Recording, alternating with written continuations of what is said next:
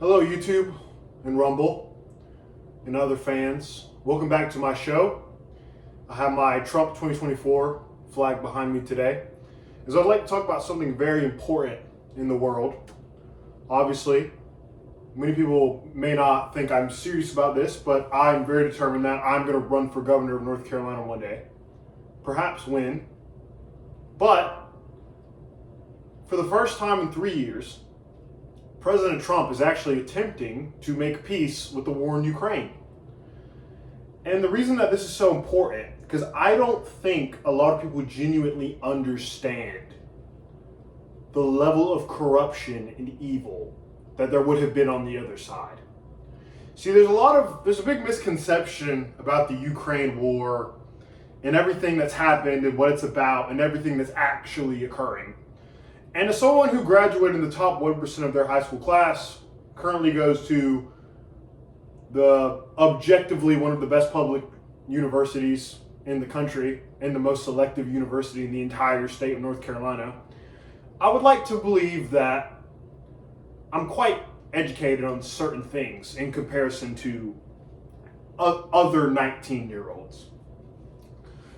So, a lot of people, they think that this entire Ukraine war is an attack on democracy. They think Putin is this evil, big, crazy guy, and he's a monster, and he wants to conquer the entire world, and he's crazy and is evil. That's what the news, what the media has told you. And I don't know about you, but if you're an intelligent and rational human being, say over the past couple of years, I don't know how you look at anything you hear on the news and anything you hear a court of law says and you genuinely believe it. Like, I don't know about you, but I have genuinely lost all faith and trust in media and courts. I don't believe anything I hear on the news. I don't believe anything a judge says. I don't believe anything any politician says. So a lot of you don't actually understand what this entire Ukraine war is about and the entire context of it.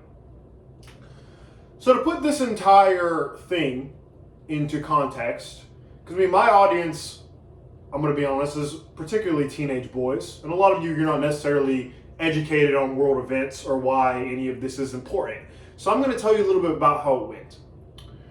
So obviously, 1991, Soviet Union collapses, right? All the former Soviet countries are no longer part of the USSR. They're no longer part of Russian territory, right?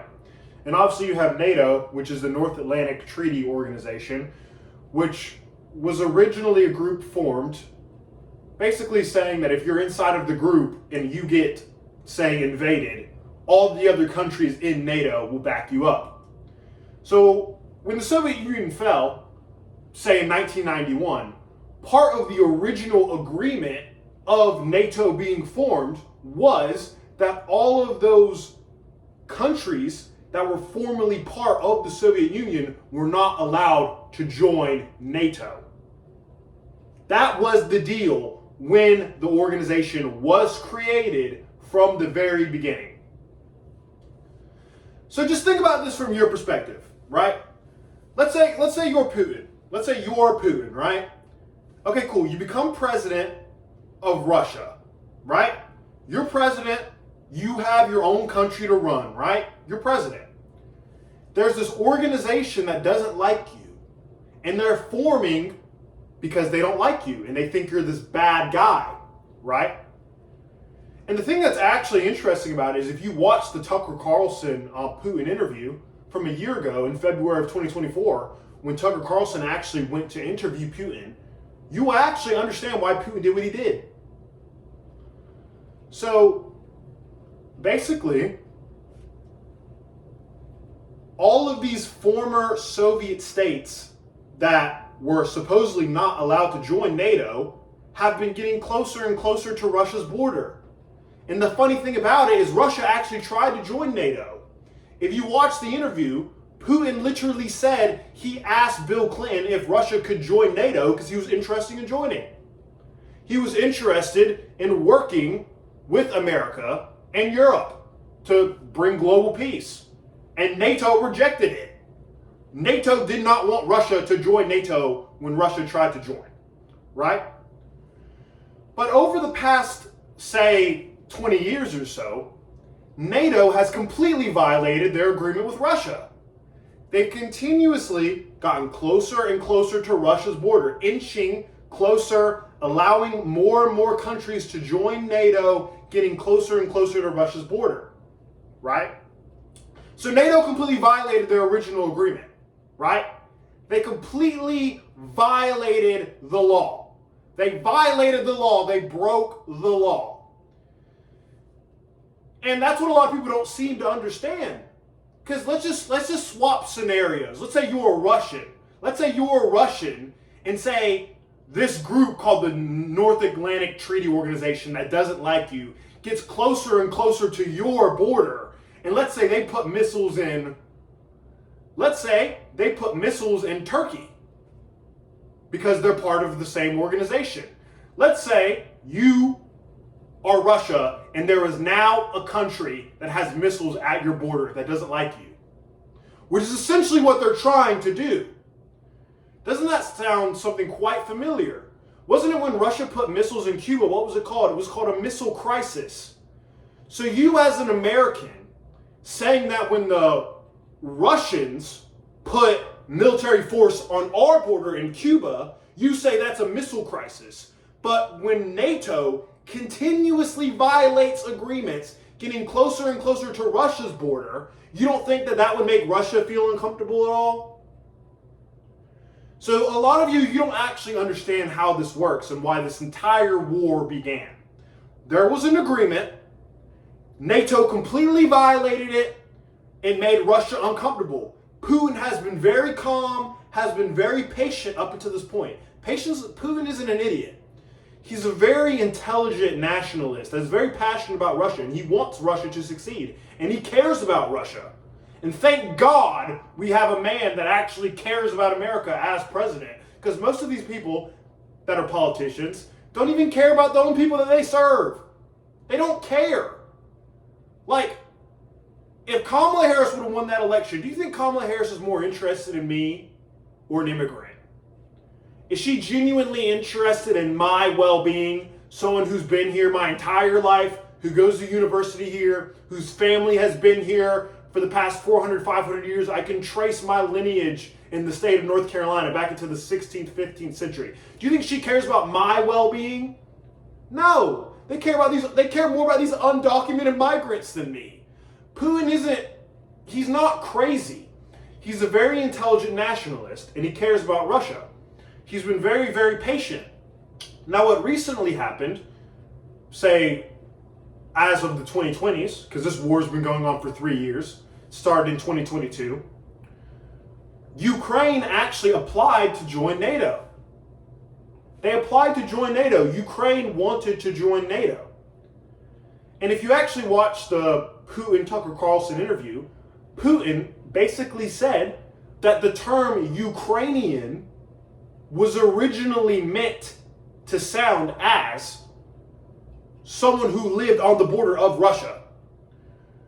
So, in Putin's mind, this is what he's thinking.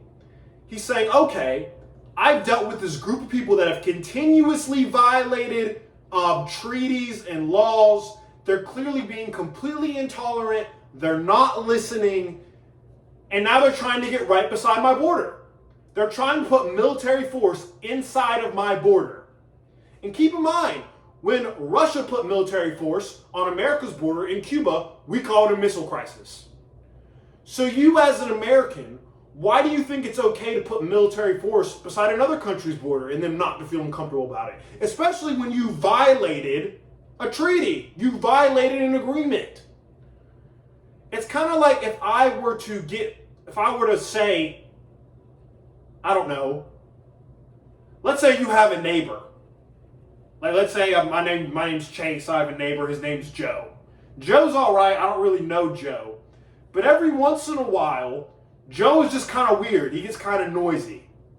And he just keeps getting louder and louder and louder. And every time I tell him to calm down and be quiet, he doesn't listen. And it gets more annoying. And he doesn't listen to me. if he's my neighbor, would that not irritate me after a while? So I understand why Putin invaded Ukraine. Because he's saying, okay, these people have not listened to me. They are clearly extremely narrow-minded. They don't respect my point of view. They're trying to get right beside my border. So you know what? Screw it. I'm just going to take it before they lie to me again. And that's what he did. I mean, perhaps you could say he's crazy. Perhaps you could say he's a dictator, whatever you want to call him. You want to call him insane. I don't think he's insane. But he is in a scenario where he's dealing with a group of people that clearly have no respect for him. What do you think's going to happen? How would you feel if you knew someone that clearly did not listen to you, did not respect you in any way, shape, or form? You wouldn't like that person, would you? And the thing that's so interesting about this Ukraine war is the media tries to paint it as Putin is this crazy bad guy that's insane, which is really not true at all. I mean, don't get me wrong. I mean, in no war, there's no such thing as a good or a bad guy. Everything's kind of gray. The team that wins is always the good guy. The team that loses is the bad guy. So no, I'm not saying that I agree that invading a country is necessarily moral. I'm not saying that I agree with it, but I understand why it happened. And a lot of you don't understand why it happened. The reason that this is so important, and the reason why President Trump trying to make peace is so important, is because immediately when the Ukraine war began, every man aged 18 to 59 was not allowed to leave Ukraine. If you were a man in Ukraine, you had to stay and fight. You had to stay inside Ukraine and fight. Now imagine me. Let's say me. I'm 19 now. Let's say I was a Ukrainian man, 19 years old, just going to university, minding my own business, and then this war happens. Maybe I don't even agree with it, but I'm forced to stay and fight. There are plenty of Ukrainian men that want absolutely nothing to do with this war that are stuck fighting in Ukraine, and they are dying. They're dying. It's a bloodbath. They're getting shot, and they're forced to fight because of you, and you voted for Kamala Harris. You want to fund a war in Ukraine that you don't even fully understand so men can die. That's what you want. You care more about protecting democracy of a war in which you don't even understand while innocent men are dying. Innocent men are dying. It was something like 700,000 men in Ukraine have died since the start of this war. And guess what? As soon as that peace treaty is signed, and as soon as President Trump makes peace, nothing will change. The thing is if the United States and the Biden administration didn't even get involved in general, I guarantee you Russia would have just invaded Ukraine in a couple of days and less people would have died. There wouldn't have been a bloodbath, and I guarantee you the result would have been exactly the same. I guarantee you that. I mean, what's going to happen now is, okay, there's going to be a peace treaty. Russia is going to get part of Ukraine. The United States is going to get some money back. But now, nearly 1 million Ukrainian men are dead. Are dead. Innocent Ukrainian men are dead. And I'm going to be completely honest. I believe that entire war is just a money laundering scheme. Because it seems like every politician just wants to send money to Ukraine. Biden, Harris, the EU, they all want to send money to Ukraine so innocent men can die. That's what they want.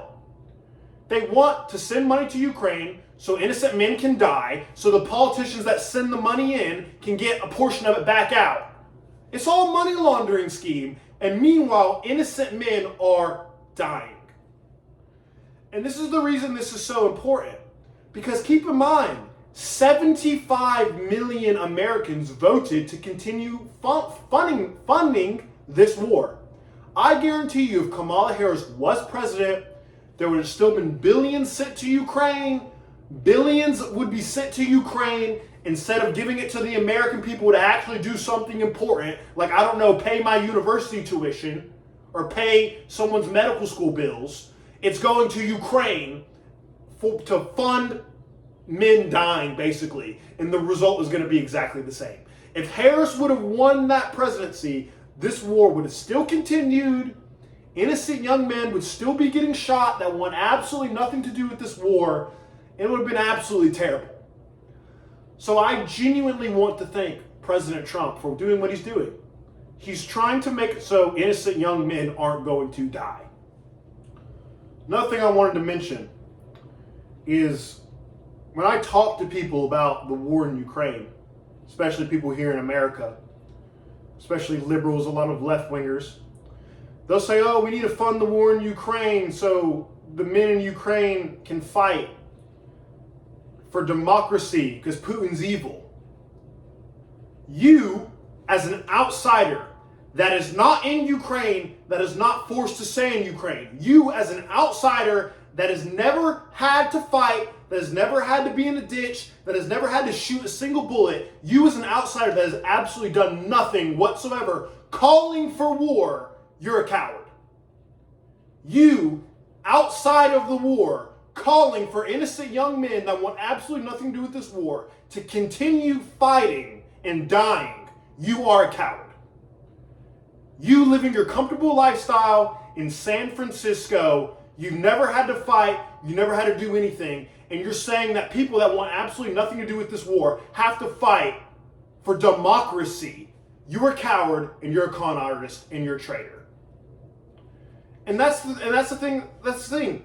These people that want to fight the war in Ukraine, that are calling for war in Ukraine, that are saying Putin is evil, are all on the outside. They're not the one getting shot in ditches. It's only the young men my age that want absolutely nothing to do with this fighting that are dying. And that's why I'm so particularly passionate about it and I'm so emotional about it. Because that's why I love Trump. Because I genuinely don't think a lot of you understand how long this would have kept going if Harris would have won that election. At least innocent men are no longer dying, and that's what I'm happy about. And that's the reason, like I said, why I'm so passionate about it. Young man, I don't think you understand. A lot of my audience over the years, because I've just gotten started with creating content within the past year, are going to be guys 15 to 25, younger guys, trying to get into self-improvement. These people want you dead in a ditch in Ukraine. They don't care about you. You have to twist the knife.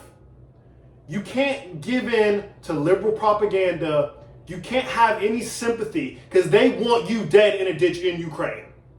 They want you dead in a ditch in Ukraine, and they don't respect masculinity at all.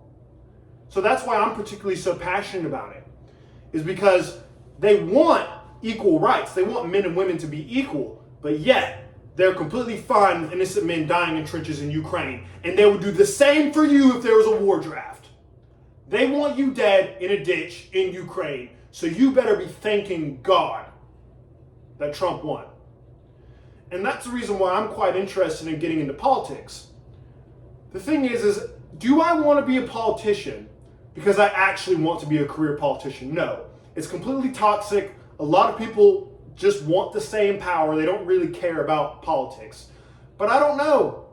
I look at the world and I look at what's happening and I look at it and I'm like, I am going to run for governor of North Carolina one day.